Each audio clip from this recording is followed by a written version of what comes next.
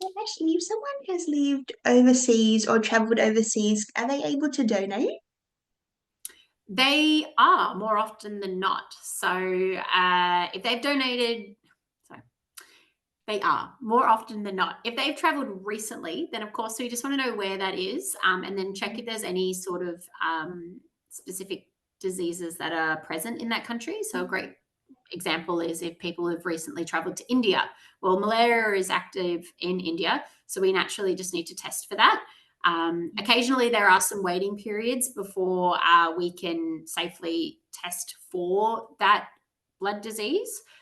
So there might be a waiting period that is attached to a recent travel, but in most cases, they can donate plasma right away. It's just a blood donation that they may need to wait for. Another great example is if people or if somebody is born in South America and then they want to donate in Australia, well, there is a disease that's present in South America called Chagas, and that Mhm. exists in the red cells, and it's incredibly difficult to test for. So, as a safety precaution, we only accept plasma donations from people who were born in South America. But things are constantly changing. So, we were having this chat 3 National Blood Donor Days ago. People born in the UK wouldn't have been able to donate, but that's changed because the regulations around mad cow and the testing processes and other ways that we can ensure it's safe to donate has been revised, and now people who were born or travelled in the UK during the 90s and 80s can now donate. So, yeah, it's always worthwhile double checking, but there's a really great tool on the website where you can plug in where you travelled and when you travelled, and it'll kind of generate when you can donate any of the blood types. Yeah. Oh, that's really awesome. Cool. And if someone has recently had a vaccine, are they able to donate? In most cases, yes. So, for example, a cold or flu vaccine, you can donate the next day. That's a viral disease. It doesn't live in your blood, so there's no real risk of giving it to anyone else. Naturally, there are always side effects when it comes to vaccines. So, we often advise, make sure that you're feeling okay after receiving that before donating. But if you're receiving a vaccine, say for malaria or malaria prevention, then there may be a wait period attached to that as well.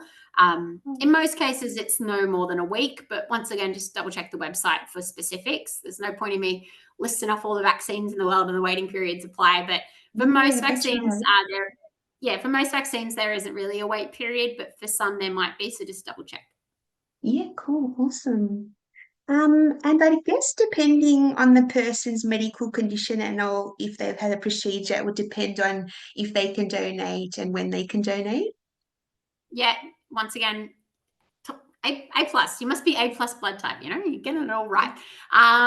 Yeah. So naturally, if people have ongoing investigations or they've recently had a medical procedure and they're healing, then it's not safe for them to donate because their body needs that blood product. So yeah, wait periods and different sorts of conditions do apply for people that have medical conditions or have recently undergone some medical investigations or operations.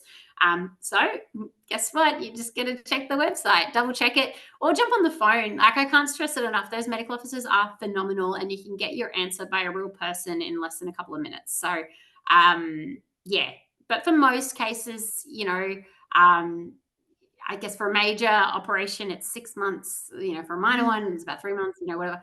But a really fantastic change that's happened recently. If people who have had certain cancers in the past, they can now donate, providing it's 5 years in the clear, which is phenomenal. It used to be that if you Yeah. had cancer, then it's completely off the cards. But as we were talking about earlier, they're some of the main recipients, so they're usually first at the door, wanting to get back as soon as they Okay. can. So, Mm. yeah, always double check the time periods and such, and even if the time has elapsed and you are suitable to donate as per the requirements, but physically, you might be feeling a bit under the weather or you're just not sure. Always double check with your medical practitioner if you're not too certain. But for most cases, because we're doing all those safety tests and we're doing all those blood tests, and there are these wait periods that are applied to people, yeah, it's usually fine. Yeah, cool. And what age do you need to be to donate? Is it 18 plus or?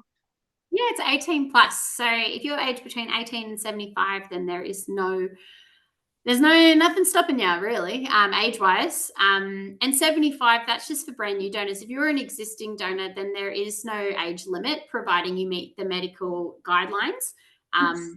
That is to say, if you've been a regular donor for 20 years and then you have a birthday and you turn 75, well, that shouldn't stop you from donating. So you've got to be over 18 and then essentially until you can't anymore. Yeah, amazing. Cool. Sorry. Okay.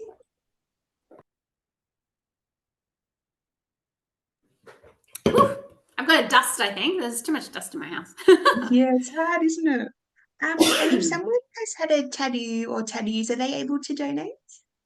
Yeah, they're able to donate. So in Australia, just if you've gotten a tattoo at a licensed venue, then you just have to wait 1 week before you can Yeah, donate blood, or 24 hours to donate plasma. Once again, that wait period is just to ensure that there's no signs of infection or there's nothing that's happening on the individual that's donating. That's also another change, that only 1 week wait.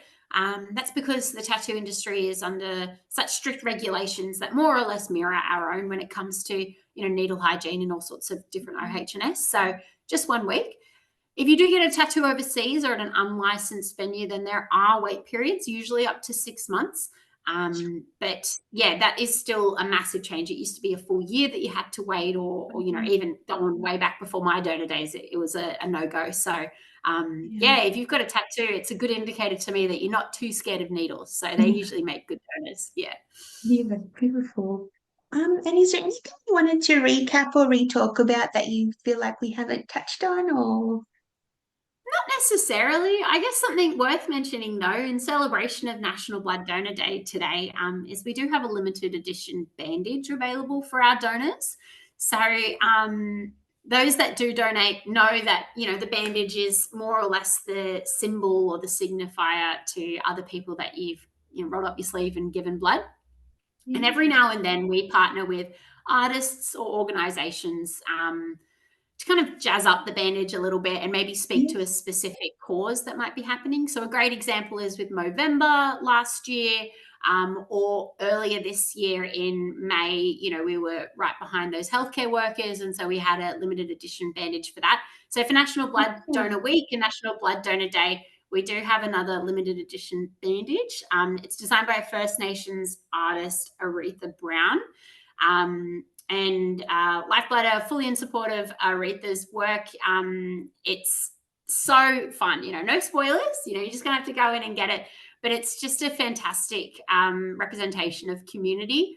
And yeah, and it's for those that collect their bandage, which I don't advise, the bandages are not for long-term purposes, but it's a nice little one to add to the collection, and it also rolls in nicely with NAIDOC Week kicking off very soon. So yeah, if you are listening and you've learnt a lot and you think, yep, maybe I will go in and donate, well, why not make it Sunday soon so you can get yourself one of those limited edition bandages.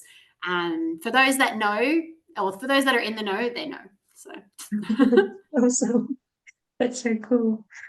So for further information, should people go online or give you a call or donate, download the app? yeah, all of the above. So jump online or just search Give Blood or Lifeblood, you'll find us. The number is plastered everywhere on that website, but it's 13 14 95, nice and easy to remember. Or yeah, get that app. If you're a donor, it's a great resource for people with their test results. It's an excellent, real-time appointment booker. You also get notified where your donation goes and what your blood type is and all these fun different things. And when we do have these limited edition bandages, people who have the app also get notified of that as well. So save yourself clotting up your email inbox. Just grab that simple app and it can all be there. Or if you know where your local donor center is, just pop in. If they've got the time, they will answer all your questions. If they've got the time and you're ready, you can also donate. So yeah, head on the website, give us a buzz, get the app, do whatever works for you. We'd love to hear from you. Amazing. Well, thank you so much for joining me today, making us more aware about World Blood Donor Day and donating blood and plasma and platelets. I really appreciate it. Of course, I hope you've learned something, or if for nothing, you're better equipped to have conversations with people if it ever comes up. Definitely. Thank you so much. Have a lovely day. And thank you to everyone for listening. Bye bye.